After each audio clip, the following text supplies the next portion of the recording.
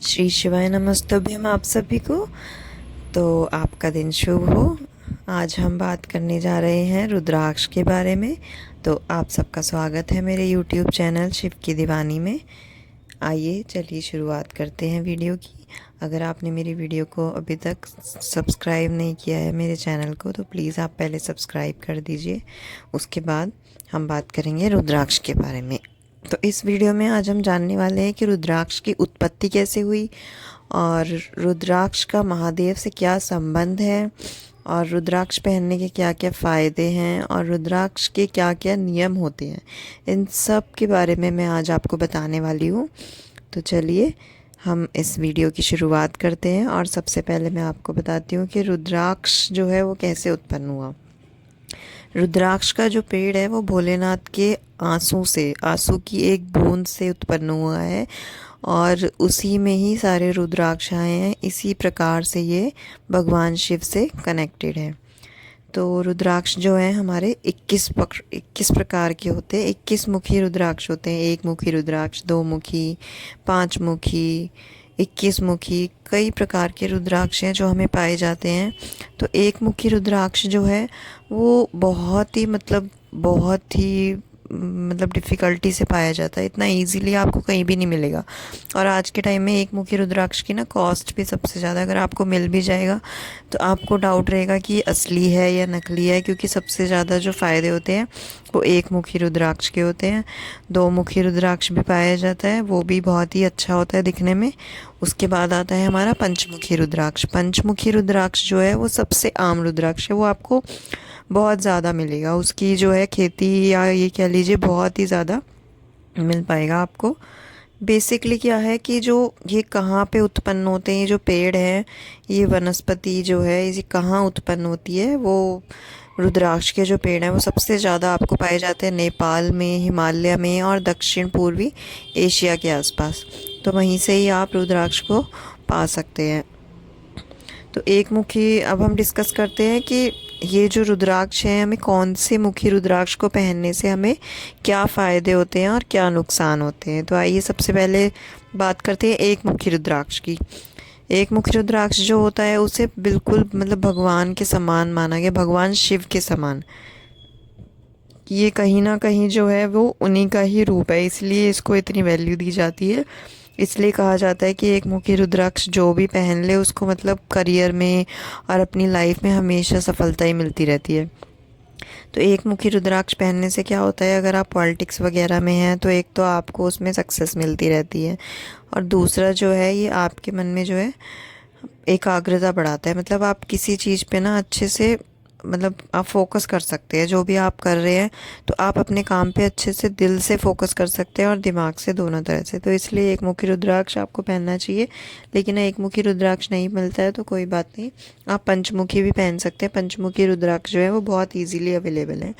तो पंचमुखी रुद्राक्ष क्या होता है, ये भी बहुत ज़्यादा पावरफुल रुद्राक्ष होता है। इससे क्या होता है, आपका जो हेल्थ है उसके इश्यूज़ नहीं आते हैं, आपकी हेल्थ हमेशा ठीक रहती है। आपको कोई ब्लड शुगर की बीमारी है, या थायराइड की बीमारी है, या और भी कोई आपकी बॉडी में दिक्कत है, तो ये उन सब को ख़त्म करने की कोशिश करता है। और इससे अगर आपको ब्लड प्रेशर की दिक्कत है वो भी ठीक होती है।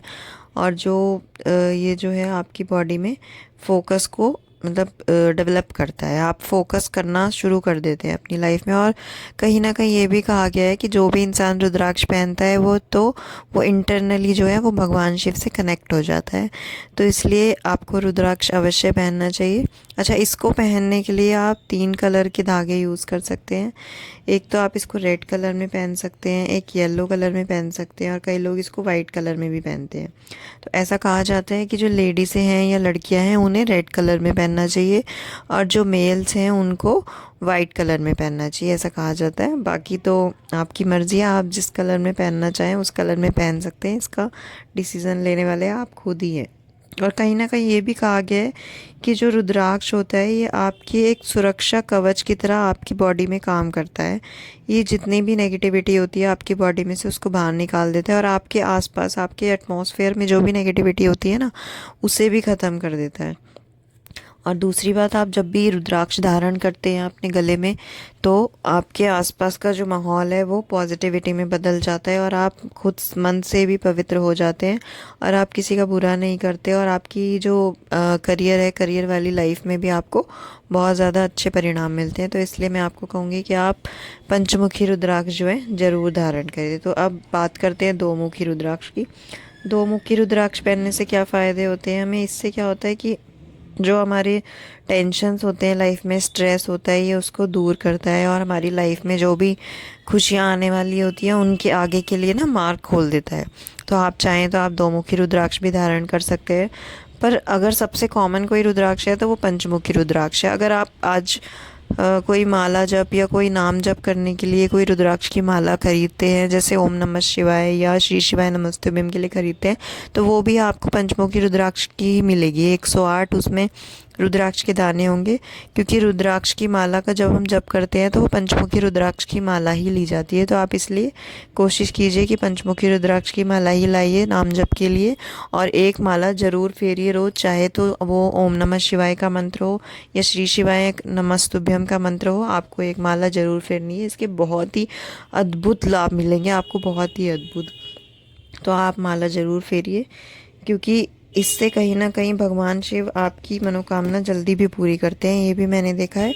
तो इसलिए आप इसे धारण कीजिए। और अच्छा, अब इसके बारे में, इसके पीछे क्या पौराणिक कथा है वो मैं आपको बताना चाहती हूँ कि भगवान शिव के जो आंसू है वो क्यों निकला था और आंसू से इसकी उत्पत्ति कैसे हुई थी। तो चलिए सुनते हैं इसकी कथा क्या है।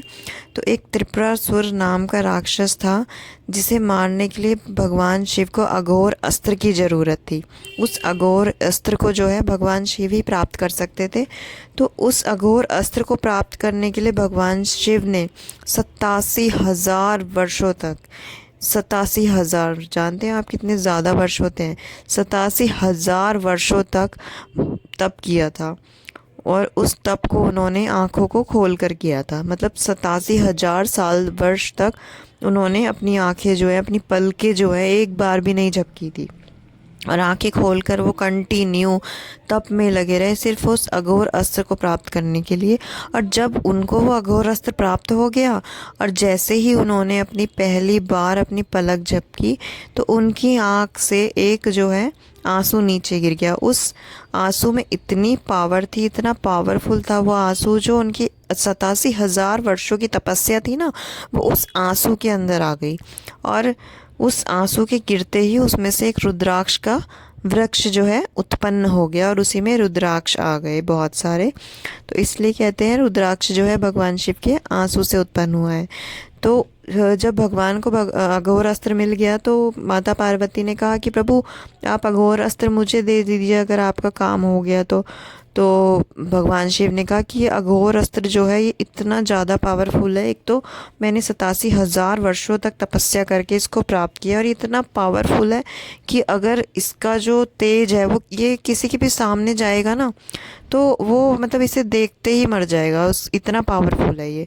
तो इसलिए तुम इसको नहीं संभाल पाओगी, इसलिए मैं तुम्हें नहीं दे सकता। लेकिन हाँ, मेरे आंसू से जो ये पेड़ जो है उत्पन्न हुआ है, इसके जो फला है रुद्राक्ष, ये इतना शक्तिशाली, इतना शक्तिशाली है कि ये किसी के भी जीवन के सारे संकट हर सकता है, उसके रोग दुख बीमारियां सब खींच सकता है और उसके आसपास का जो माहौल है, नेगेटिव माहौल, उसको पॉजिटिव में चेंज कर सकता है।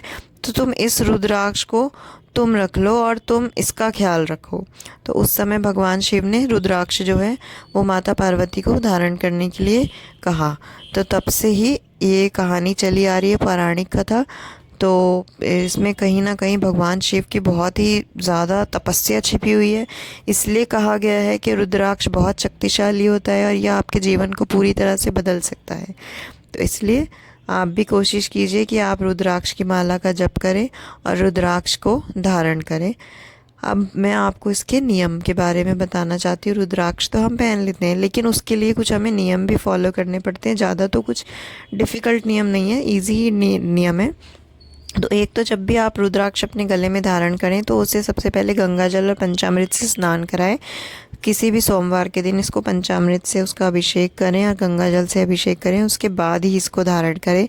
और यदि बीच में आप कभी इसको उतारते हैं तो उसके बाद आपको इसको दोबारा से गंगा जल से वॉश करना है, पंचामृत से तो नहीं, गंगा जल से आपको वॉश करना है। और जब ही इसको दोबारा धारण कर सकते हैं आप, चाहे आप इसको जब भी उतारें, लेकिन आपको हमेशा ही इसको गंगा जल से वॉश करके पहनना है, ऐसे ही डायरेक्टली नहीं पहन लेना है। और दूसरी बात, जब भी आप जैसे मांस मदिरा का सेवन करते हैं उस टाइम पे आपके गले में रुद्राक्ष बिल्कुल भी नहीं होना चाहिए, क्योंकि तो उससे क्या है, आपको नेगेटिव चीज़ें दिखने लग जाएंगी। तो इसलिए जब भी आपको पता हो कि आप मांस मदिरा का सेवन करने वाले हैं तो आप इसको उस सेवन से पहले ही इसको उतार के एक साइड रख दीजिए, ये भी आपको ध्यान रखना है।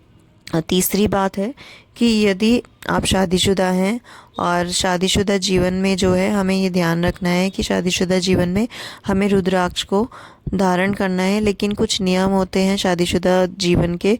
अगर आप उन नियमों को जानते हैं तो आपको उस टाइम में भी ये रुद्राक्ष धारण नहीं करना है। आप जब पवित्र हों तभी आपको रुद्राक्ष धारण करना है। और चौथी बात है लेडीज़ों के लिए कि अगर वो अपने रजो धर्म पे होती है, जो उनका 5-6 दिन का जो भी टाइम होता है, तो उस समय में भी उन्हें रुद्राक्ष की माला को टच नहीं करना है, रुद्राक्ष को गले में धारण नहीं करना है। उस समय पर आपको रुद्राक्ष को उतार कर रख देना है और जब आप पवित्र हो जाती हैं तभी आपको रुद्राक्ष को गंगा जल से वॉश करना है और उसके बाद ही इसको पहनना है, ऐसे ही नहीं पहनना है डायरेक्टली। और यदि आप कहीं जैसे शमशान वगैरह जा रहे हैं किसी की मृत्यु में, या कहीं कोई बच्चा पैदा हुआ है, सोबड़ का हो गया, तो वहाँ पर भी आपको ध्यान रखना है कि आपको रुद्राक्ष पहनकर नहीं जाना है। इन सब जगहों पर ये पहनकर जाने से ये अपवित्र हो जाता है। आपको शमशान में रुद्राक्ष नहीं पहनकर जाना है। कहीं जैसे कोई बच्चा पैदा हुआ है, उनके घर पर कुछ है, तो वहाँ भी नहीं पहनकर जाना है। ये सब चीज़ें आपको ध्यान में रखनी है। अगर आप इन नियमों को फॉलो कर पाए तभी आप रुद्राक्ष धारण करें, वरना ना ही इसको धारण करें। और हाँ, यदि कोई माँ है, जैसे उसका बच्चा है, छोटा बच्चा उसके गोद में है और वो बार बार सूसू पॉटी कर देता है और वो उस माँ को साफ़ करना पड़ता है, तो ऐसा ना सोचे कि वो माँ जो है वो रुद्राक्ष धारण कर रखा है उसने और वो अपने बच्चे की मतलब क्लीनिंग वगैरह कर रही है, या तो वो रुद्राक्ष भी जो है अपवित्र हो गया। ये एक माँ का कर्तव्य है करना और ये उसको ही करना है, ये उसका धर्म भी है। यदि वो अपने धर्म का पालन कर रही है, वो बच्चा तो अपने आप नहीं कर सकता, ये सब तो हम भी जानते हैं। तो इसलिए जब उसके हाथ में ही नहीं है, बच्चे के हाथ में ही, तो हमें ही करना होगा, तो ये पाप नहीं माना जाएगा। तो ऐसा आपको नहीं करना है कि अगर आप बच्चे ने पॉटी कर दी है और आप उसको वॉश कर रहे हैं तो उस टाइम पे आपको रुद्राक्ष उतार देना है। आप रुद्राक्ष को बिल्कुल पहन सकते हैं, क्योंकि आपका बच्चा है, वो आपको उसका ध्यान रखना है, उसका धर्म का पालन आपको ही करना है। ये तो आप एक अच्छा कार्य कर रही हैं, तो इसलिए आप अपने दिमाग में वहम ना लाएं और आप रुद्राक्ष बिल्कुल धारण कर सकती है। और बाकी यही सब था इस वीडियो के अंदर। अगर आपके इसके बाद भी कोई क्वेश्चंस हैं रुद्राक्ष के बारे में, आप कुछ मेरे से पूछना चाहते हैं, तो आप प्लीज़ कमेंट करके मुझे बताइएगा। और आपको वीडियो कैसी लगी ये भी मुझे कमेंट्स में बताइएगा और मेरे चैनल को सब्सक्राइब ज़रूर कर दीजिएगा। तो मिलते हैं हम अपनी नेक्स्ट वीडियो में। श्री शिवाय नमस्तुभ्यं।